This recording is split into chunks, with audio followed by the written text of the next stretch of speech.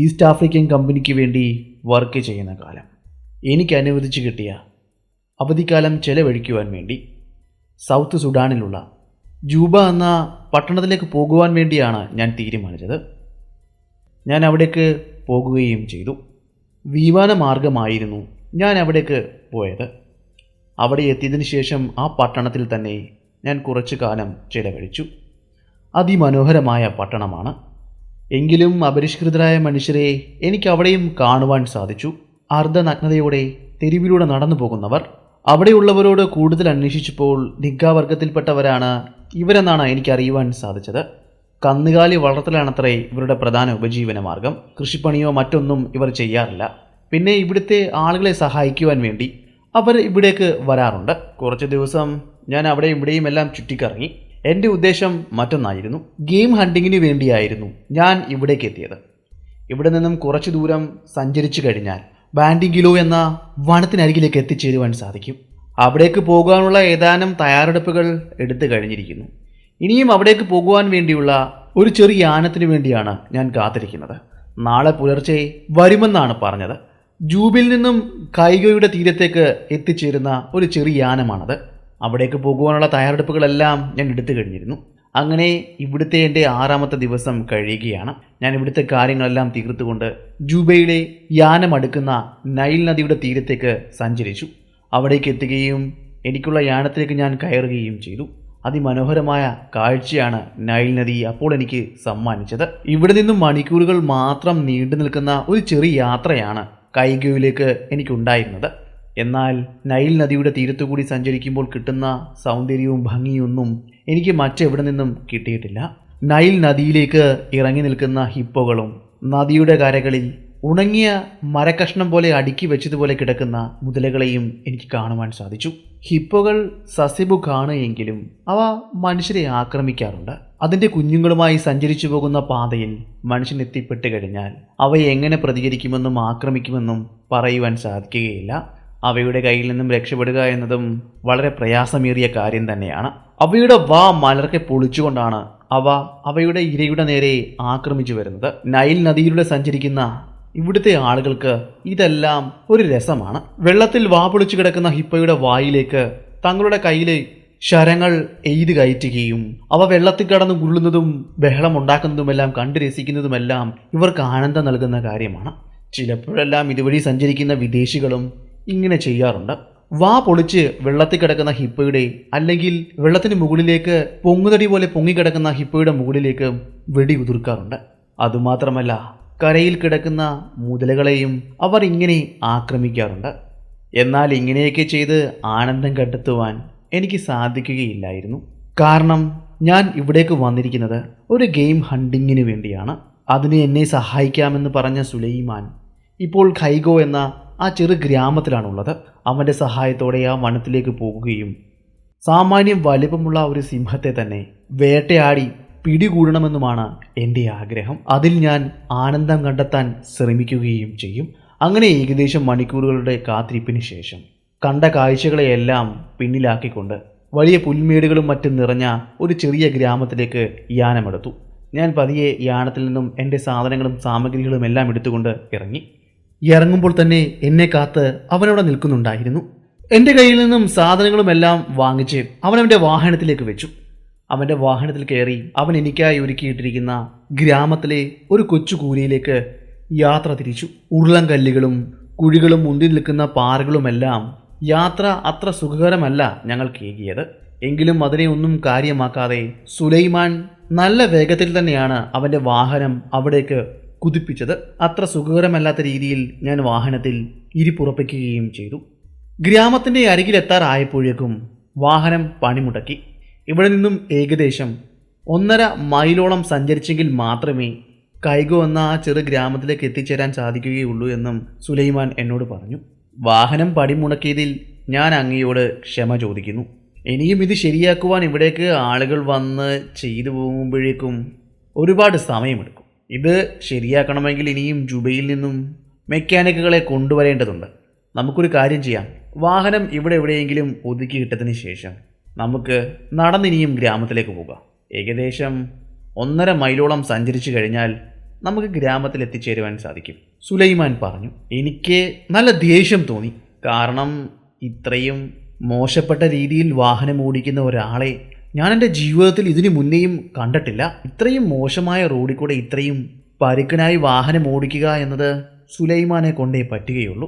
ഞാൻ എൻ്റെ മനസ്സിൽ പറഞ്ഞു. എൻ്റെ രോക്ഷവും ദേഷ്യവുമെല്ലാം എൻ്റെ മനസ്സിൽ കടിച്ചമർത്തി ഞാൻ എൻ്റെ സാധന സാമഗ്രികൾ എടുത്തുകൊണ്ട് സുലൈമാൻ്റെ കൂടെ ഗ്രാമം ലക്ഷ്യമാക്കി നടന്നു. കുറച്ച് സാധനങ്ങൾ സുലൈമാനും അവൻ്റെ കയ്യിൽ പിടിക്കുന്നുണ്ടായിരുന്നു. അങ്ങനെ ഞങ്ങൾ വൈകുന്നേരമായപ്പോഴേക്കും ഗ്രാമത്തിൽ എത്തിച്ചേർന്നു. മുളകൾ കൊണ്ടും പുല്ലുകൾ കൊണ്ടും മണ്ണുകൾ കൊണ്ടും നിർമ്മിച്ച കോണാകൃതിയിൽ മേൽക്കൂരയുള്ള കുടിലുകളായിരുന്നു അവിടെ മുഴുവൻ ഞങ്ങൾക്ക് കാണുവാൻ സാധിച്ചത്. ഏതോ ഗോത്രവിഭാഗത്തിൽപ്പെട്ടവരാണ് ഇവിടെ താമസിക്കുന്നതെന്നാണ് അദ്ദേഹം എന്നോട് പറഞ്ഞത്. സത്യത്തിൽ സുലൈമാൻ ഇവിടുത്തുകാരനല്ല.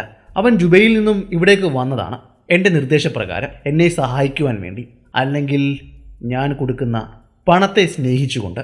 ഇവിടെയും എനിക്ക് കാണുവാൻ സാധിച്ചത് അല്പവസ്ത്രധാരികളായ ആളുകളെയാണ്. പേരിന് വേണ്ടി നാണം മറയ്ക്കുക എന്ന കർത്തവ്യം നിറവേറ്റുന്നവരെ, പ്രാകൃതമായ രീതിയിൽ ജീവിക്കുന്നവരെ, ആചാരങ്ങളും അനുഷ്ഠാനങ്ങളും അനുഷ്ഠിക്കുന്നവരെ. ഇവരുടെയും പ്രധാന ഉപജീവന മാർഗവും കന്നുകാലികളും പിന്നെ കൃഷിയുമൊക്കെയാണ്. സുലൈമാൻ എന്നോട് പറഞ്ഞു, നിങ്ങൾ കൊണ്ടുവന്നിരിക്കുന്ന സാധനങ്ങളുടെ കൂട്ടത്തിൽ വിലപിടിപ്പൊന്നുമുള്ള സാധനങ്ങളൊന്നുമില്ലല്ലോ അല്ലേ? അങ്ങനെ എന്തെങ്കിലും ഉണ്ടെങ്കിൽ അത് നിങ്ങൾ തന്നെ സൂക്ഷിക്കണം, നിങ്ങളുടെ ഉത്തരവാദിത്തത്തിൽ. ഇവരെപ്പറ്റി യാതൊന്നും എനിക്കറിഞ്ഞുകൂടാ. ഇവരെങ്ങനെയുള്ള ആളുകളാണെന്ന് പോലും എനിക്കറിഞ്ഞുകൂടാ. തക്കം കിട്ടിയാൽ നിങ്ങളുടെ കൈവശമുള്ള വിലപിടിപ്പുള്ളതെല്ലാം അവർ മോഷ്ടിച്ചെടുക്കുകയും ചെയ്യും. പിന്നീട് അത് കിട്ടുക എന്നത് ഒരിക്കലും സാധിക്കാത്ത കാര്യമാണ്. ഗ്രാമത്തിലേക്ക് പ്രവേശിക്കുമ്പോൾ ഒരു മുൻകരുതൽ എന്ന നിലയിലാണ് സുലൈമാൻ അതെന്നോട് പറഞ്ഞത്. ഞാൻ ആ അപരിഷ്കൃതമായ ഗ്രാമത്തിലേക്ക് പ്രവേശിച്ചപ്പോൾ തന്നെ അവിടെയുള്ളവർ വന്ന് ചുറ്റും കൂടി. അന്യഗ്രഹത്തിൽ നിന്നും ജീവികൾ ഇവിടേക്ക് വരുമ്പോൾ എങ്ങനെയാണോ മനുഷ്യൻ അവയെ ഉറ്റുനോക്കി കാണുന്നത്, അതുപോലെയാണ് അവർ എന്നെ ഉറ്റുനോക്കിയിരുന്നത്. അവരുടെ കണ്ണുകളിലെ കൗതുകവും ചിരിയും പല പല ശബ്ദങ്ങളും ഞാൻ കേൾക്കുവാൻ ഇടയായി. അവർ പരസ്പരം പലതും പറയുന്നുണ്ട്. അങ്ങനെ കൂട്ടം കൂടി നിന്നവരെ തള്ളി മാറ്റിക്കൊണ്ട് ഒരു കറുത്ത രൂപം എൻ്റെ മുന്നിലേക്ക് കടന്നു വന്നു. അവൻ്റെ തലയിൽ തൂവൽ കൊണ്ട് നിർമ്മിച്ച ഒരു തൊപ്പിയും സിംഹത്തിൻ്റെ തോലുമായിരുന്നു അവൻ ഉടുത്തിരുന്നത്. സുലൈമാൻ പറഞ്ഞു, ഇദ്ദേഹമാണ് ഈ ഗ്രാമത്തിൻ്റെ പ്രധാനി. ഇയാളാണ് കാര്യങ്ങളെല്ലാം നോക്കുന്നതും നയിക്കുന്നതും. ഇദ്ദേഹമാണ് താങ്കൾക്ക് താമസിക്കുവാനുള്ള ഒരു കൂര ഇവിടെ ശരിയാക്കി തന്നത്. ഞാൻ അദ്ദേഹത്തെ പരിചയപ്പെട്ടു. സുലൈമാൻ പറഞ്ഞത് പ്രകാരം അദ്ദേഹത്തിൻ്റെ പേര് ലുഡോക്കി എന്നാണ്. നല്ല ഒത്ത പൊക്കവും ഉറച്ച ശരീരവുമുള്ള ഒരു ആചാന ബാഹുവായിരുന്നു അദ്ദേഹം. അയാളോട് മല്ലിടുക എന്നത് അസാധ്യമെന്ന് തന്നെ വേണമെങ്കിൽ പറയാം. അയാൾ ആദരവുപൂർവ്വം അദ്ദേഹത്തിൻ്റെ ഗ്രാമത്തിലേക്ക് എന്നെ വരവേറ്റു. എനിക്കുള്ള കുടിൽ അദ്ദേഹം കാട്ടിത്തരികയും ചെയ്തു. അധികം ഉറപ്പുള്ള വാതിലുകളൊന്നും ആയിരുന്നില്ല അതിനുണ്ടായിരുന്നത്. മുളകൾ കൊണ്ടും പുല്ലുകൾ കൊണ്ടും മറച്ചു വെച്ച കെട്ടിയ ഒരു താൽക്കാലിക വാതിൽ മാത്രമായിരുന്നു ആ കുടിലിനുണ്ടായിരുന്നത്. അകത്തേക്ക് കയറുകയും അകത്തു നിന്ന് വലിച്ചു കെട്ടുകയും ചെയ്യാൻ കഴിയുന്ന ഒരു ചെറിയ വാതിലായിരുന്നു ആ കുടിലിനുണ്ടായിരുന്നത്. അതിനകത്തേക്ക് ഞാൻ പ്രവേശിച്ചു. എൻ്റെ സാധന സാമഗ്രികളെല്ലാം ആ കുടിലിൻ്റെ ഒരു മൂലയിലേക്ക് ഞാൻ ഒതുക്കി വെച്ചു. എനിക്കായി അവർ ഒരുക്കിയ തടി കൊണ്ടും കയറുകൊണ്ടും മേഞ്ഞ ഒരു ചെറിയ കട്ടിലിലേക്ക് ഞാൻ ഇരുന്നു. അല്പസമയം വിശ്രമിച്ചു. അതിനരികിലുള്ള ഒരു കുടിലിൽ തന്നെയാണ് സുലൈമാനും താമസിക്കുന്നത്. ഞാൻ അല്പസമയം വിശ്രമിച്ച ശേഷം കുപ്പായമെല്ലാം മാറ്റി എൻ്റെ തോക്കും എടുത്തുകൊണ്ട് ഞാൻ പുറത്തേക്ക് ഇറങ്ങി. സുലൈമാൻ്റെ കുടിലിനരികിലേക്കാണ് ഞാൻ പോയത്. സുലൈമാനെ ഞാൻ അവിടെ നിന്നും പുറത്തേക്ക് വിളിച്ചു വരുത്തി. ഇനി എന്താണ് നമ്മുടെ പദ്ധതികളെന്ന് അദ്ദേഹത്തോട് ചോദിച്ചു. ഇവിടെ നിന്നും ഇനിയും മൈലുകളോളം സഞ്ചരിച്ചെങ്കിൽ മാത്രമേ അങ്ങ് പറഞ്ഞ ആ ചെറിയ ഗ്രാമത്തിലേക്ക് പോകുവാൻ നമുക്ക് സാധിക്കുകയുള്ളൂ. ആ ഗ്രാമത്തിലാണ് അടുത്തതായി നമ്മൾ താമസിക്കാനുള്ള സെറ്റിൽമെൻറ്റ് തയ്യാറാക്കിയിരിക്കുന്നത്. അവിടുത്തെ ഗ്രാമത്തിൻ്റെ തലവനുമായി ഇദ്ദേഹം സംസാരിച്ചിട്ടുണ്ട്. നമുക്കുള്ള കാര്യങ്ങളെല്ലാം അവിടെ ഒരുക്കിയിരിക്കുകയാണ്. ഏകദേശം 3-4 ദിവസം നമുക്കിവിടെ താമസിക്കേണ്ടതായി വരും. അങ്ങനെ താമസിച്ച് കഴിയുമ്പോഴേക്കും എൻ്റെ വാഹനവും റെഡിയാക്കി കിട്ടും. അതുപോലെ തന്നെ ഇവിടുത്തെ ലുലോക്കി എന്ന ഇദ്ദേഹം അവിടുത്തെ ഗ്രാമത്തലവനായ ഭൗത്ത എന്ന പ്രധാനിയോട് ഇതിനെക്കുറിച്ച് പറയുകയും ചെയ്യും. അങ്ങനെയാണ് ഇദ്ദേഹം എന്നോട് പറഞ്ഞത്. ഇതിനോടകം തന്നെ നമ്മൾ ഇവിടെ എത്തിയ കാര്യം അവിടെ അറിയിച്ചിട്ടുണ്ടായിരിക്കാം, അല്ലെങ്കിൽ ഇനിയും അറിയിക്കുമായിരിക്കാം. നമ്മൾ അവിടേക്ക് പുറപ്പെടുമ്പോഴേക്കും നമുക്കുള്ള താമസ സൗകര്യങ്ങളെല്ലാം അവിടെ റെഡിയായിരിക്കും. അതുപോലെ തന്നെ പ്രധാനമെന്തെന്നാൽ നമ്മുടെ കൂടെ അവിടെ നിന്നും 2-3 പേർ വനത്തിലേക്ക് നമ്മളെ സഹായിക്കുവാൻ വേണ്ടി വരുമെന്നുമൊക്കെയാണ് ഇദ്ദേഹം എന്നോട് പറഞ്ഞത്. സത്യാവസ്ഥ എന്താണെന്ന് നമുക്ക് അവിടെ ചെല്ലുമ്പോൾ മനസ്സിലാക്കാം. എന്തായാലും സുലൈമാൻ പറഞ്ഞ് പിറ്റേ ദിവസം തന്നെ അദ്ദേഹത്തിൻ്റെ വാഹനം റിപ്പയർ ചെയ്യുവാൻ വേണ്ടി കുറച്ചു പേർ ജുബയിൽ നിന്നും ആ ഗ്രാമത്തിലേക്ക് എത്തിയിരുന്നു. എന്തായാലും വലിയ തകരാറുകളൊന്നും ഇല്ലാത്തത് കൊണ്ട് തന്നെ വൈകുന്നേരമായപ്പോഴേക്കും അതിൻ്റെ പണി പൂർത്തിയായി. അതുവരെ ഞാനും സുലൈമാനും ആ വാഹനത്തിനരികിൽ തന്നെ ഉണ്ടായിരുന്നു. പണി പൂർത്തിയായ വാഹനം എടുത്തുകൊണ്ട് ഞങ്ങൾ ഗ്രാമത്തിലേക്ക് വന്നു. ഞങ്ങൾക്ക് വേണ്ട ആഹാര സാധനങ്ങളുമെല്ലാം ഞങ്ങളുടെ കുടിലുകളിലേക്ക് അവർ എത്തിച്ചു കഴിഞ്ഞിരുന്നു. ഞാൻ എൻ്റെ കുടിലേക്ക് കയറുകയും എൻ്റെ സാധന സാമഗ്രികളെല്ലാം പരിശോധിക്കുകയും ചെയ്തു. ഒന്നും സുലൈമാൻ പറഞ്ഞതുപോലെ മോഷണം പോയില്ല എന്ന് ഉറപ്പുവരുത്തി. അതിനുശേഷം അവർ എനിക്കായി ഒരുക്കി വെച്ചിരുന്ന ആഹാരങ്ങൾ ഞാൻ ആവോളം ആസ്വദിച്ച് തന്നെയാണ് ആഹരിച്ചത്. അതിനുശേഷം ആ കട്ടിലേക്ക് കിടക്കുകയും ഉറങ്ങുകയും ചെയ്തു. നൈൽ നദിയുടെ സമീപത്ത് കണ്ടുവരുന്ന വലിയ നീളമുള്ള പുല്ലുകൾ കൊണ്ട് നിർമ്മിച്ചെടുത്ത കയറുകൾ കൊണ്ട് നിർമ്മിച്ചവയാണ് ഈ കട്ടിൽ എന്ന് സുലൈമാൻ എന്നോട് പറഞ്ഞിരുന്നു. അതുകൊണ്ടായിരിക്കാം വല്ലാത്ത ഒരു സുഖം എനിക്ക് ഇതേകിയത്. എനിക്ക് ഒരുപാട് ഇഷ്ടപ്പെട്ടു ഈ കട്ടിൽ. ഇതിൽ നിന്ന് കിട്ടുന്ന ഒരുതരം ആനന്ദം. വളരെ വേഗം തന്നെ നിദ്രാദേവത എന്നെ വന്ന് പുണരുന്നത് പോലെ എനിക്ക് തോന്നുന്നുണ്ടായിരുന്നു. പുലർച്ചെ തന്നെ ഞാനും സുലൈമാനും ഈ ഗ്രാമത്തോട് വിട പറഞ്ഞ് മൊച്ചോവ എന്ന ബൗദ്ധൻ്റെ ഗ്രാമം ലക്ഷ്യമാക്കി ഞങ്ങൾ യാത്ര ചെയ്തു. ബാൻഡിങ്കിലോ എന്ന വനത്തിനരികിൽ സ്ഥിതി ചെയ്യുന്ന ഗ്രാമത്തിലേക്ക്. നമ്മൾ ഇതുവരെയും യാത്ര ചെയ്തു വന്ന പാതയിൽ നിന്നും തികച്ചും വ്യത്യസ്തമായ വനപാതയിലൂടെയാണ് ഇപ്പോൾ ഞങ്ങളുടെ വാഹനം കടന്നു പോകുന്നതെന്ന് മനസ്സിലാക്കുവാൻ എനിക്ക് ഒരുപാട് നേരം എടുത്തില്ല. പല ഭാഗത്തുകൂടിയും വാഹനം കയറിപ്പോകുവാൻ നന്നേ പ്രയാസപ്പെട്ടതായി എനിക്ക് തോന്നി.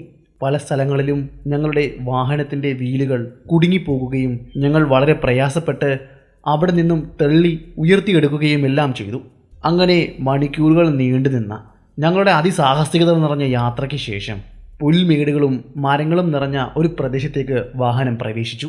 പുല്ലുകളെന്നാൽ വലിയ നീളമുള്ള ഇടതൂർന്നു നിൽക്കുന്ന പുല്ലുകൾ നിറഞ്ഞ പ്രദേശത്തുകൂടി അതിന് നടുവിലൂടെ കടന്നു പോകുന്ന ഇടുങ്ങിയ പാതയിലൂടെ വളരെ പ്രയാസപ്പെട്ടുകൊണ്ടാണ് ഞങ്ങളുടെ വാഹനം ഇപ്പോൾ കടന്നു പോകുന്നത്. അങ്ങനെ ഏകദേശം മണിക്കൂറുകൾക്ക് ശേഷം ഞങ്ങൾ ആ ഗ്രാമത്തിൽ എത്തിച്ചേർന്നു. വനത്തിനരികിൽ സ്ഥിതി ചെയ്യുന്ന ആ ചെറിയ ഗ്രാമത്തിൽ. അതിനെ വലിയ പട്ടണമെന്നോ ഗ്രാമമെന്നോ ഒന്നും പറയുവാൻ സാധിക്കുകയില്ല. വിരലെണ്ണാൻ സാധിക്കുന്ന കുറച്ച് കുടിലുകൾ മാത്രം അവശേഷിക്കുന്ന ഒരു ചെറിയ ഗ്രാമമല്ല, സെറ്റിൽമെൻ്റ് എന്ന് വേണം പറയുവാൻ. സെറ്റിൽമെൻറ്റിലേക്കാണ് ഞങ്ങൾ എത്തിച്ചേർന്നത്. ഇവിടുത്തെ ആളുകളുടെ പ്രധാന ഉപജീവന മാർഗം വേട്ടയാണ്. അപരിഷ്കൃതമായ രീതിയിൽ വസ്ത്രം ധരിച്ചിരിക്കുന്നവർ അവരുടെ ശരീരമാകെ ചെമ്മണ്ണുകൾ കൊണ്ട് പൂശിയിരിക്കുന്നു. ശരീരത്തിലും പല ഭാഗങ്ങളിലുമായി ചുട്ടുപടിപ്പിച്ച കമ്പികൾ കൊണ്ടും മറ്റും കൊത്തുപണികളിലൂടെ വികൃതമാക്കി വെച്ചിരിക്കുന്ന മുഖവും കൈകളും. നഗ്നരായ കുറച്ച് മനുഷ്യർ. ആജാനുബാഹുവായ രണ്ടുപേർ ചേർന്ന് കവാടത്തിൽ വെച്ച് തന്നെ ഞങ്ങളുടെ വാഹനത്തെ തടഞ്ഞു നിർത്തി. മുഖമാകെ വെളുത്ത എന്തോ പൊടി കൊണ്ട് ആലേഖനം ചെയ്തിരിക്കുന്നു. ശരീരമാകെ ചെമ്മണ്ണ് കൊണ്ടും. തികച്ചും നഗ്നരായ ആജാനുബാഹുക്കൾ. അവരുടെ കൈവശം ഉണ്ടായിരുന്നത് നീളമേറിയ കുന്തങ്ങളായിരുന്നു. ഒരു നിമിഷത്തേക്ക് സുലൈമാൻ്റെ കണ്ണുകളിലും ഭയം ഞാൻ കണ്ടു. സത്യം പറഞ്ഞാൽ ശരിക്കും ഞങ്ങൾ ഭയപ്പെട്ടു. അതുപോലെയായിരുന്നു അവരുടെ പ്രകടനം. ഇത്രയും അപരിഷ്കൃതവും മുഖത്ത് ക്രൂരതകളും നിറച്ചിരിക്കുന്ന മനുഷ്യരെ ഇതിനു മുന്നേ ഞാൻ എവിടെയും കണ്ടിട്ടില്ല. സുലൈമാൻ അവിടെ വാഹനം നിർത്തുകയും കാര്യം പറയുകയും ചെയ്തു. കാര്യം അവർക്ക് ബോധ്യപ്പെട്ടതിന് ശേഷമാണ് സുലൈമാൻ്റെ കഴുത്തിലേക്ക് നീട്ടിവെച്ചിരുന്ന കുന്തം അവർ താഴ്ത്തുകയും ഞങ്ങളെ അകത്തേക്ക് പോകാൻ അനുവദിക്കുകയും ചെയ്തത്. ഞങ്ങൾ അകത്തേക്ക് ചെന്നപ്പോൾ തന്നെ ഞങ്ങൾ ആരെയാണോ അന്വേഷിച്ചത് അദ്ദേഹത്തെ ഞങ്ങൾക്ക് കാണുവാൻ സാധിച്ചു. ബൗദ്ധ എന്ന അവിടുത്തെ കാര്യങ്ങൾ നോക്കി നയിക്കുന്ന അവരുടെ നേതാവിനെ. കവാടത്തിൽ നിന്ന ആജാനുബാഹുക്കളെ കണ്ടപ്പോൾ ഇദ്ദേഹവും വലിയ വീരനും പൊക്കമുള്ളവനുമാണെന്ന് ഞാൻ തെറ്റിദ്ധരിച്ചു. എന്നാൽ സാധാരണ മനുഷ്യനെ പോലെ തടിയും പൊക്കവുമുള്ള കറുത്ത ഇരുണ്ട ഒരു മനുഷ്യൻ. മുഖത്ത് അദ്ദേഹവും വെള്ള എന്തോ പൊടി കൊണ്ട് ആലിംഗനം ചെയ്തിരിക്കുന്നു. ശരീരത്ത് ചെമ്മണ്ണ് കൊണ്ടോ ചെളി കൊണ്ടോ വാരി പൂശിയിരിക്കുന്നു. അദ്ദേഹം എന്തൊക്കെയോ ചരടുകൾ കൊണ്ടോ അസ്ഥി കഷ്ണങ്ങൾ കൊണ്ടോ അദ്ദേഹത്തിൻ്റെ താഴ്ഭാഗം മറച്ചിരിക്കുന്നു. കഴുത്തിലും കയ്യിലുമെല്ലാം അസ്ഥി കഷ്ണങ്ങളും മറ്റ് പലതും കെട്ടിയിട്ടിരിക്കുന്നതും കാണുവാൻ സാധിക്കും. തലയിൽ എന്തോ തൂവൽ കൊണ്ടുണ്ടാക്കിയ തൊപ്പി ധരിച്ചിരിക്കുകയും ചെയ്യും. ഞങ്ങൾ വന്നിരിക്കുന്നത് എവിടെ നിന്നുമാണ് കാര്യങ്ങളെല്ലാം പറഞ്ഞു കഴിഞ്ഞപ്പോഴേക്കും അദ്ദേഹം പറഞ്ഞു, നിങ്ങൾക്കുള്ള താമസ സൗകര്യം ഞാൻ ഒരുക്കിയിരിക്കുന്നു. അതിനുശേഷം അദ്ദേഹം ഞങ്ങളെ കൊണ്ടുപോയത് ഒരു ചെറിയ ഒരു കുടിലിനുള്ളിലേക്കായിരുന്നു. എനിക്കും സുലൈമാനും ഒരുമിച്ചാണ് അദ്ദേഹം താമസ സൗകര്യം ഒരുക്കിയിരിക്കുന്നത്. അതിൽ അത്ഭുതകരമായി എനിക്കൊന്നും തോന്നിയില്ല. കാരണം സുലൈമാൻ്റെ നേതൃത്വത്തിലായിരുന്നില്ല ഈ താമസ സൗകര്യം ഒരുക്കിയിരുന്നത്. സുലൈമാന് അവരുടെ ഭാഷ വളരെ പ്രയാസപ്പെട്ടാണ് സംസാരിക്കാൻ കഴിയുന്നത്. അദ്ദേഹം വളരെ പ്രയാസപ്പെട്ട കാര്യങ്ങളെല്ലാം അദ്ദേഹത്തെ ബോധ്യപ്പെടുത്തി. നാളെ കാലത്ത് തന്നെ നിങ്ങളെ അവിടേക്ക് കൊണ്ടുപോകാമെന്നും വേട്ടയാടാമെന്നും അതിനുവേണ്ട കാര്യങ്ങളെല്ലാം അയാൾ ചെയ്തു തരാമെന്നും ഞങ്ങൾക്ക് ഉറപ്പ് നൽകി. അതിന് പ്രകാരം ഞങ്ങളുടെ യാത്രാക്ഷീണവും മറ്റും അകറ്റുവാൻ വേണ്ടി ഞങ്ങൾക്കായി ഒരുക്കിയിട്ടിരുന്ന ആ കുടിലിനുള്ളിലേക്ക് ഞങ്ങൾ പ്രവേശിച്ചു. അവിടെ ആകെ ഒരു കട്ടിൽ മാത്രമായിരുന്നു ഉണ്ടായിരുന്നത്. പാവം സുലൈമാൻ അതെനിക്ക് വാഗ്ദാനം ചെയ്തു. അദ്ദേഹം തറയിൽ നിലത്ത് കിടന്നു. വെളിച്ചത്തിൻ്റെ ഒരംശം പോലും അവിടെ ഉണ്ടായിരുന്നില്ല. സെറ്റിൽമെൻറ്റിന് നടുക്കായി കുറച്ച് വിറക് കഷ്ണങ്ങൾ കൂട്ടിയിട്ട് കത്തിച്ചിരുന്നു. അതും ഇപ്പോൾ അണഞ്ഞിരിക്കുന്നു. അർദ്ധരാത്രി കഴിഞ്ഞിരിക്കുന്നു. വനത്തിൽ നിന്ന് എവിടെ നിന്നോ ഒരു വലിയ സിംഹത്തിൻ്റെ ഗർജനം സെറ്റിൽമെൻറ്റിനുള്ളിലേക്ക് ഉയർന്നു കേട്ടു. ഞാൻ വളരെ വേഗം പേടിച്ച് ചാടി എഴുന്നേറ്റു. എൻ്റെ കൂരയുടെ ഓരത്ത് വെച്ചിരുന്ന റൈഫിൾ ഞാൻ എടുത്തു കയ്യിൽ പിടിച്ചു. ഇതൊന്നും അറിയാത്ത ഭാവത്തിൽ സുലൈമാൻ സുഖമായി അവിടെ കിടന്നുറങ്ങുന്നു. ആരുടെയും അനക്കമോ ബഹളമോ ഒന്നും എനിക്ക് കേൾക്കുവാൻ കഴിഞ്ഞില്ല. വീണ്ടും ആ സിംഹത്തിൻ്റെ ഗർജനം അവിടെ ഉയർന്നു കേട്ടു. എന്നാൽ അടുത്തുള്ള കുടിലുകളിൽ നിന്നോ ഒന്നും ആരുടെയും നിലവിളികളോ ശബ്ദങ്ങളോ ഒന്നും ഉണ്ടായില്ല. എൻ്റെ ഉറക്കം പൂർണ്ണമായും നഷ്ടപ്പെട്ടിരിക്കുന്നു. എന്തുകൊണ്ടാണ് സിംഹത്തിൻ്റെ ഗർജനങ്ങൾ കേട്ടിട്ടും ഇവിടുത്തെ ആളുകൾക്ക് ഒരു കുലുക്കവുമില്ലാത്തത്? എന്തുകൊണ്ടാണ് അവർ ഭയപ്പെടാത്തത്? ഈ ചിന്തകൾ അത്രയും എൻ്റെ തലയിലൂടെ കടന്നുപോയി. നേരം പുലരുവോളം ഞാൻ എൻ്റെ റൈഫിലും കയ്യിൽ പിടിച്ചുകൊണ്ട് അവിടെ അങ്ങനെ ഇരുന്നു. നേരം ഏറെ വൈകി. സുലൈമാൻ എഴുന്നേറ്റു. എൻ്റെ ഇരിപ്പ് കണ്ട് അദ്ദേഹത്തിന് ചിരി വന്ന് കാണണം. കാര്യം എന്താണെന്ന് അയാൾ ചോദിച്ചു. കാര്യം എന്താണെന്ന് ഞാൻ അദ്ദേഹത്തോട് പറയുകയും ചെയ്തു. അയാൾ പറഞ്ഞു, നമ്മൾ താമസിക്കുന്നത് അങ്ങ് പട്ടണത്തിലല്ല, വനത്തിനരികിൽ സ്ഥിതി ചെയ്യുന്ന ചെറിയൊരു ഗ്രാമത്തിലാണ്. നിരവധി തവണ ഇവിടേക്ക് സിംഹങ്ങൾ എത്തിയിട്ടുണ്ട്. ഇവിടുത്തെ ആളുകൾ വളരെ ധീരമായി തന്നെ അതിനോട് പൊരുതി ജയിച്ചിട്ടുമുണ്ട്. ഇതെല്ലാം അവരുടെ ജീവിതത്തിലുണ്ടായ സംഭവങ്ങളാണ്. ഇവർക്കിപ്പോൾ ഇവിടുത്തെ സിംഹങ്ങളെ ഒട്ടും ഭയമില്ല. ഇവർക്കറിയാം അതിനെ എങ്ങനെ നേരിടണമെന്ന്. നമ്മൾ ഇവിടെ പുതുതല്ലേ, അതുകൊണ്ടായിരിക്കാം നമുക്ക് ഭയം വരുന്നത്. ഇവിടുത്തെ ആളുകൾക്ക് ഇത് പുതിയ കാര്യമൊന്നുമല്ല. അവർ ജനിക്കും മുതൽ മരണം വരെയും ഈ കാഴ്ചകൾ അത്രയും കണ്ടുകൊണ്ടാണ് മുന്നോട്ട് പോകുന്നതും. നമ്മളിന്ന് പറയുവാൻ പോകുന്നത് പീറ്റർ ക്ലിഫിൻ്റെ ഗെയിം ഹണ്ടിങ്ങിൻ്റെ കഥയാണ്. ഒരു സിംഹവേട്ടയുടെ കഥ. Welcome back to sniper school കഥകളിലൂടെ.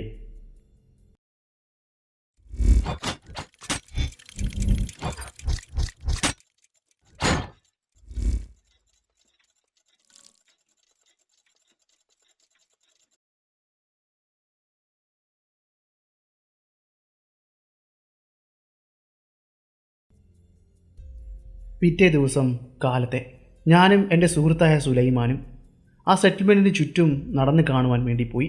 അതിമനോഹരമെന്ന് പറഞ്ഞാൽ വാക്കുകളില്ല. പച്ചപ്പ് നിറഞ്ഞ സമതലങ്ങൾ വിശാലമായി കണ്ണെത്താ ദൂരം വരെ അങ്ങ് പടർന്ന് പന്തലിച്ചു നിൽക്കുന്നു. ഇടയ്ക്കിടയ്ക്കായി വലിയ വൃക്ഷങ്ങളെയും കാണുവാൻ സാധിക്കും. ഒരത്ഭുത ലോകത്തിലെത്തിയ പോലെ ആയിരുന്നു എനിക്ക് തോന്നിയിരുന്നത്. പിന്നെ കുറ്റിക്കാടുകളും പല സ്ഥലങ്ങളിലും ഒരാൾ പൊക്കം വളർന്ന പുൽമേടുകളും കാണുവാൻ സാധിക്കും. ആനകളും ചീറ്റകളും ഗസൽമാനുകളും മുയലുകളുമെല്ലാം നിറഞ്ഞ ഒരു ഭൂപ്രകൃതിയായിരുന്നു അതിനുണ്ടായിരുന്നത്. ചിതൽപ്പുറ്റുകൾക്ക് മേലെ തലയെടുപ്പോടെ ഇരിക്കുന്ന സിംഹങ്ങളെയും നമുക്ക് കാണുവാൻ സാധിക്കും. സീബ്രകൾ, ജിറാഫുകൾ വേറെയും. ഇവയെ കാണുമ്പോൾ ഒരു ചിന്ത എപ്പോഴും എൻ്റെ മനസ്സിലേക്ക് കയറി വരും. വെള്ള ഉടലിലാണോ കറുത്ത വരകളുള്ളത്, കറുത്ത ഉടലിലാണോ വെള്ള വരകളുള്ളത് എന്നൊരു ചോദ്യം. അതിമനോഹരമാണ് ഇവയെ കാണുവാൻ. നോക്കി നിന്നു പോകും. സിംഹങ്ങളുടെ പ്രധാന ഭക്ഷണവും അവയുടെ ഏറ്റവും ഇഷ്ടപ്പെട്ട ഭക്ഷണവും ഇവ തന്നെയാണ്. വനത്തിലേക്ക് ഉറ്റുനോക്കിക്കഴിഞ്ഞാൽ അവിടെ ഇവിടെയായി ചെറിയ ചെറിയ സംഘം പോലെ കഴുതപ്പുലികളുടെ കൂട്ടത്തെ കാണുവാൻ സാധിക്കും. കൊള്ളക്കാരെങ്ങനെയാണോ സമ്പത്ത് മോഷ്ടിച്ചു കൊണ്ടുപോകുന്നത് അതുപോലെയാണ് അവയും പ്രവർത്തിക്കുന്നത്. സിംഹങ്ങളോ മറ്റോ പിടിച്ചിടുന്ന ഇരകളെ തന്ത്രപരമായി അവരുടെ കയ്യിൽ നിന്നും തട്ടിയെടുത്തുകൊണ്ട് പോകുകയാണ് ഇവ ചെയ്യുന്നത്. വിശാലമായ ഒരു ജന്തുലോകത്ത് എത്തിച്ചേർന്നതുപോലെയാണ് എനിക്ക് തോന്നിയത്. തലേന്ന് ഞാൻ കേട്ട ആ വലിയ ഗർജനം ഇവിടെ അടുത്തു നിന്നെങ്ങാണമാണോ എന്ന് ഞാൻ തിരക്കി. അവർ പറഞ്ഞത് പ്രകാരം ഇവിടെ നിന്നും കുറച്ച് മൈലുകൾ സഞ്ചരിച്ചു കഴിഞ്ഞാൽ ഒരു ചെറിയ സിംഹത്തിൻ്റെ കൂട്ടമുണ്ടെന്നും അവിടെ അത്യാവശ്യം വലിപ്പമുള്ള ഒരു ആൺസിംഹമുണ്ടെന്നും അവൻ്റെ ഗർജനമായിരിക്കാം നിങ്ങൾ തലേന്ന് രാത്രി കേട്ടതെന്നും എനിക്കറിയുവാൻ സാധിച്ചു. രാവിലത്തെ പ്രാതലിനുള്ള ഭക്ഷണം അവർ ഞങ്ങൾക്ക് ഒരുക്കിയിരുന്നു. മാംസവും പിന്നെ മറ്റ് കിഴങ്ങുകളുമെല്ലാം ചേർന്ന ഒരു ചെറിയ ഭക്ഷണ രീതിയായിരുന്നു ഞങ്ങൾക്ക് വേണ്ടി അവർ തയ്യാറാക്കിയിരുന്നത്. ഇവിടെ ഭക്ഷണം കഴിക്കുവാൻ വേണ്ടി വരുമ്പോൾ ഇവർ പാചകം ചെയ്യുന്ന വൃത്തിയെപ്പറ്റിയൊന്നും നമ്മൾ ചിന്തിക്കരുത്.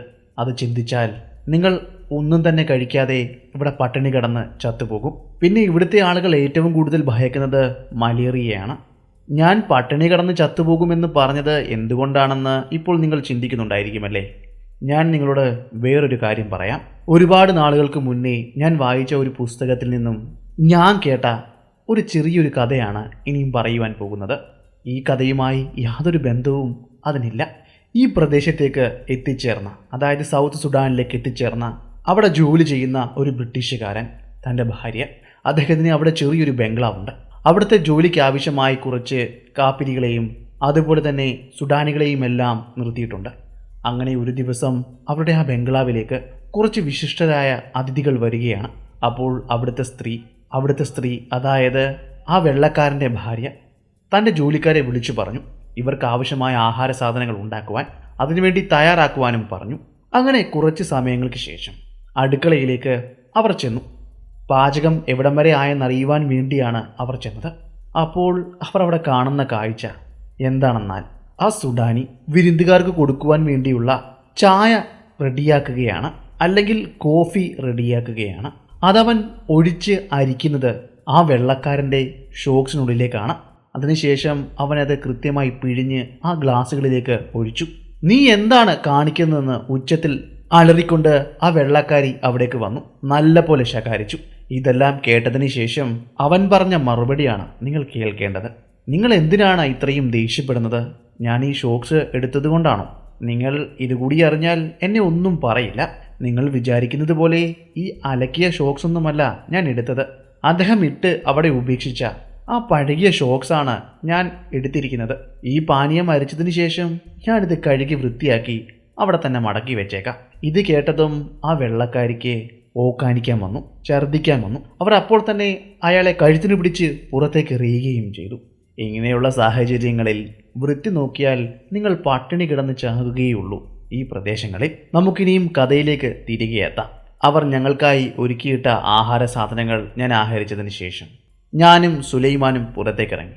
അവിടെ 2-3 പേർ ഞങ്ങൾക്കൊപ്പം വനത്തിലേക്ക് വരുവാൻ തയ്യാറായി നിൽക്കുന്നത് ഞാൻ കണ്ടു. ഞങ്ങൾ വന്നിരിക്കുന്നത് ഒരു സിംഹവേട്ടയ്ക്കാണെന്ന് അവരോട് പറഞ്ഞു. അപ്പോൾ അവരുടെ മുഖത്ത് കണ്ട സന്തോഷം അത് കാണേണ്ടത് തന്നെയായിരുന്നു.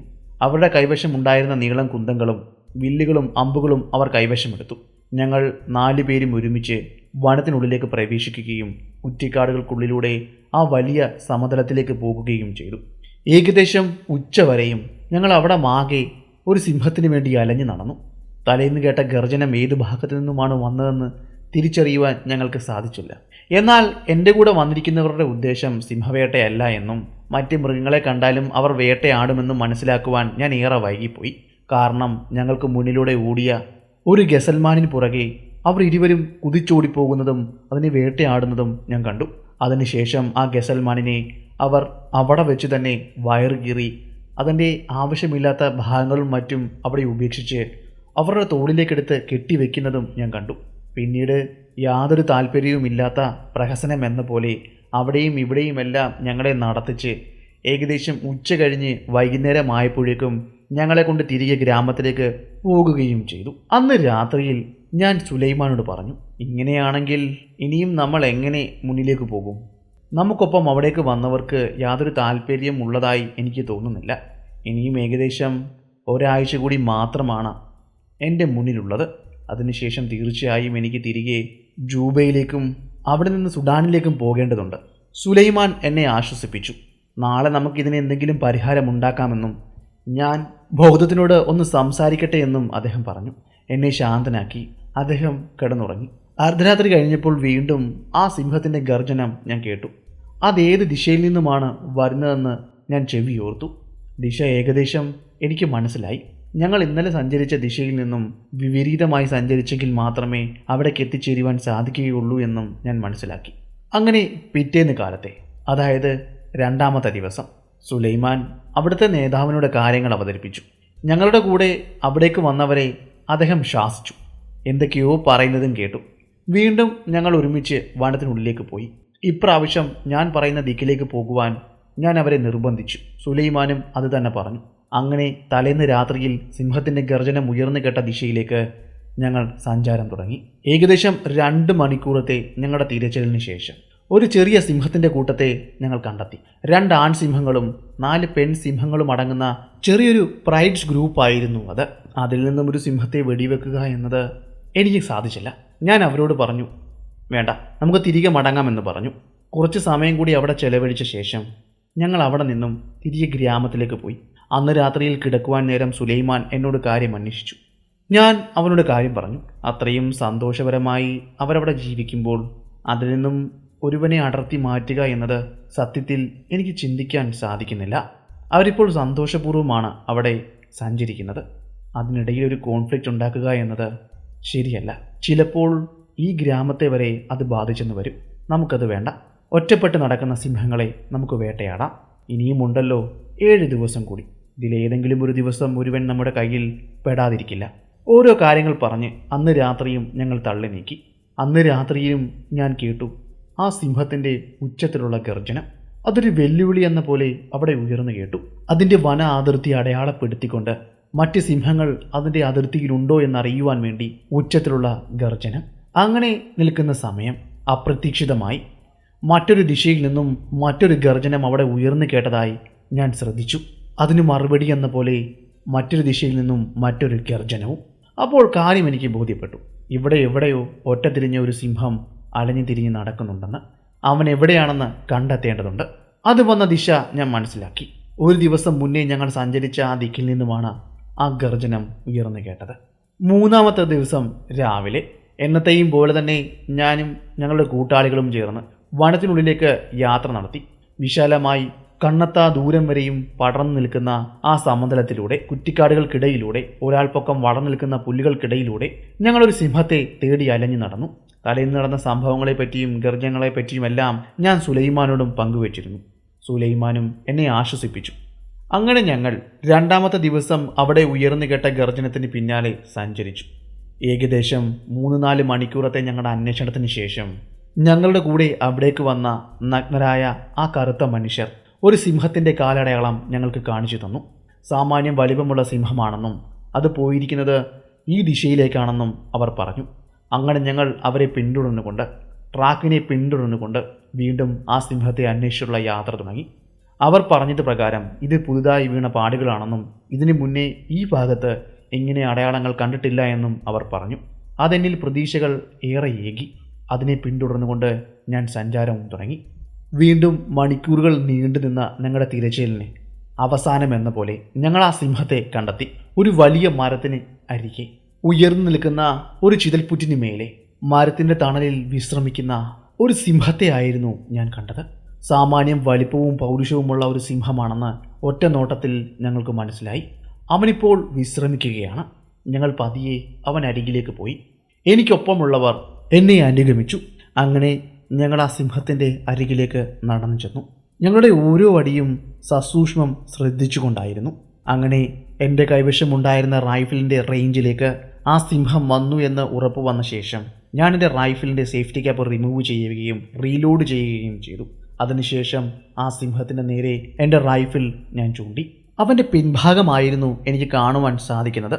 അവൻ്റെ ജടുകൾക്കിടയിലൂടെ അവൻ്റെ തലയിലേക്ക് എൻ്റെ തോക്കിൻ്റെ കുഴൽ ചൂണ്ടി ഞാൻ നിറയൊഴിച്ചു. വിശാലമായി കിടക്കുന്ന സമതലങ്ങളെ സാക്ഷി നിർത്തി എൻ്റെ തിര ആ സിംഹത്തിൻ്റെ ശരീരത്തിലേക്ക് തുളച്ചു കയറി. പെട്ടെന്ന് മുകളിലേക്കൊന്ന് ചാടുകയും പിടയുകയും ആ ചിതൽപ്പുറ്റിൻ്റെ മുകളിൽ നിന്നും താഴേക്ക് ഉരുണ്ടുപോകുകയും ചെയ്തു. പിന്നെ കുറേ ഗർജനങ്ങളും അവിടെ ഉയർന്നു കേട്ടു. ഞാൻ വെച്ച തിര കൃത്യം അവൻ്റെ തലയിലേക്ക് തുളച്ചു കയറിയില്ല. അവൻ്റെ കഴുത്തും തോളും തമ്മിൽ ചേരുന്ന ഭാഗത്തേക്കായിരുന്നു തിര തറച്ചു കയറിയത്. ഞാൻ എന്നെ തന്നെ ശപിച്ചു. റൈഫിലിൻ്റെ കൃത്യത പരിശോധിക്കുവാൻ ഞാൻ മറന്നുപോയിരുന്നു. അതുകൊണ്ടാണ് ഇങ്ങനെ സംഭവിച്ചിരിക്കുന്നത്. ആ സിംഹം ക്രുദ്ധനായി ഉച്ചത്തിൽ ഗർജിച്ചു. ഞങ്ങൾക്ക് നേരെ കുതിച്ചു പാഞ്ഞു വന്നു. എൻ്റെ കൂടെ ഉണ്ടായിരുന്ന ഗ്രാമത്തിൽ നിന്നും വന്നവർ അവന് നേരെ അവൻ്റെ കൈവശമുണ്ടായിരുന്ന കുന്തങ്ങൾ വലിച്ചെറിഞ്ഞു. എന്നാൽ അതൊന്നും അവൻ്റെ ശരീരത്ത് ഏഷ്യതുപോലും ഉണ്ടായിരുന്നില്ല. ഞാൻ വളരെ വേഗം മുട്ടിലിരുന്നു കൊണ്ട് റൈഫിൽ അലറി വരുന്ന ആ സിംഹത്തിന് നേരെ ചൂണ്ടി നിറയൊഴിച്ചു. ഇപ്രാവശ്യം എൻ്റെ തിര തന്ന് തറച്ചു കയറിയത് അവൻ്റെ കണ്ണിലേക്കായിരുന്നു. അതോടെ പാഞ്ഞു വന്ന സിംഹം ഞങ്ങൾക്ക് മുന്നിൽ ഓടിവരുന്ന വേഗത്തിൽ തന്നെ തലയും കുത്തിമറിഞ്ഞ് മലക്കം മറിഞ്ഞു വീണു. ഒരു നിമിഷത്തേക്ക് സുലൈമാൻ ഒന്ന് ഭയന്നിരുന്നു. അവന് നേരെയായിരുന്നു ആ സിംഹം അലറി അടുത്ത് വന്നത്. ഇപ്രാവശ്യം ഉന്നമൊന്ന് പിഴച്ചിരുന്നെങ്കിൽ സുലൈമാൻ്റെ കാര്യത്തിന് തീരുമാനമാകുമായിരുന്നു. കലിമൂണ്ട് ഗർജിച്ചു വരുന്ന സിംഹത്തിന് മുന്നിൽ ഒരു മനുഷ്യൻ പെട്ടാൽ എന്താണ് ഉണ്ടാകാൻ പോകുന്നത്? ആദ്യ അടിയിൽ തന്നെ അവൻ്റെ കഥ കഴിയും. ചത്തുകടന്ന സിംഹത്തിൻ്റെ ശരീരത്തിലേക്ക് അവരെറിഞ്ഞ കുന്തങ്ങൾ ഊരിയെടുക്കുകയും വീണ്ടും കുത്തിക്കയറ്റുകയും ചെയ്തു. ഞങ്ങൾ ചോദിച്ചപ്പോൾ അതിൻ്റെ മരണം ഉറപ്പുവരുത്തുവാൻ വേണ്ടിയാണെന്നാണ് അവർ പറഞ്ഞത്. അതിനുശേഷം അവൻ കിടന്നിരുന്ന ആ മരത്തിൽ നിന്ന് തന്നെ വലിയൊരു ശിഖരം വെട്ടിയെടുക്കുകയും അവനെ കാലുകൾ തമ്മിൽ കൂട്ടിക്കെട്ടി അതിലേക്ക് ബന്ധിക്കുകയും ചെയ്തു. അതിനുശേഷം അവർ ഇരുവരും അവരുടെ തോളിലേക്ക് എടുത്തു വയ്ക്കുകയും ആഘോഷത്തോടെ പാട്ടുകൾ പാടിയും നൃത്തം വെച്ചും ഗ്രാമത്തിലേക്ക് കൊണ്ടുപോകുകയും ചെയ്തു. ഞാൻ എൻ്റെ മനസ്സിൽ ആഹ്ലാദം കണ്ടെത്തി. ഞാൻ ഇവിടേക്ക് വന്നിരിക്കുന്നതിൻ്റെ ഉദ്ദേശം സാധിച്ചിരിക്കുന്നു. ഇനിയും എൻ്റെ ട്രോഫി എടുത്തുകൊണ്ട് സുഡാനിലേക്ക് യാത്ര തിരിക്കാൻ സമയമായിരിക്കുന്നു. സുലൈമാനോട് ഞാൻ പറഞ്ഞു, ഇനിയും അടുത്ത ഒഴിവുകാലം ചെലവഴിക്കുവാൻ വേണ്ടി ഇനിയും ഞാൻ ഈ പ്രദേശത്തേക്ക് വരും. നമുക്കിനിയും ഒരിക്കൽ കൂടി ഒരു ഗെയിം ഹണ്ട് കൂടി നടത്തണം. നമ്മുടെ ഇന്നത്തെ കഥ ഇവിടെ കൊണ്ട് അവസാനിക്കുകയാണ്. ഞാൻ ഇന്ന് പറഞ്ഞ ഈ കഥ നിങ്ങൾക്ക് ഇഷ്ടമായെങ്കിൽ ചാനൽ സബ്സ്ക്രൈബ് ചെയ്യുന്ന കാര്യമൊന്ന് പരിഗണിക്കുക. അതുപോലെ നിങ്ങളുടെ ഇഷ്ടം കമൻറ്റിലൂടെയും ലൈക്കിലൂടെയും അറിയിക്കുക. അപ്പോൾ പുതിയൊരു വീഡിയോയുമായി അടുത്ത ദിവസം വരുന്നതായിരിക്കും. അതുവരെ ഗുഡ് ബൈ.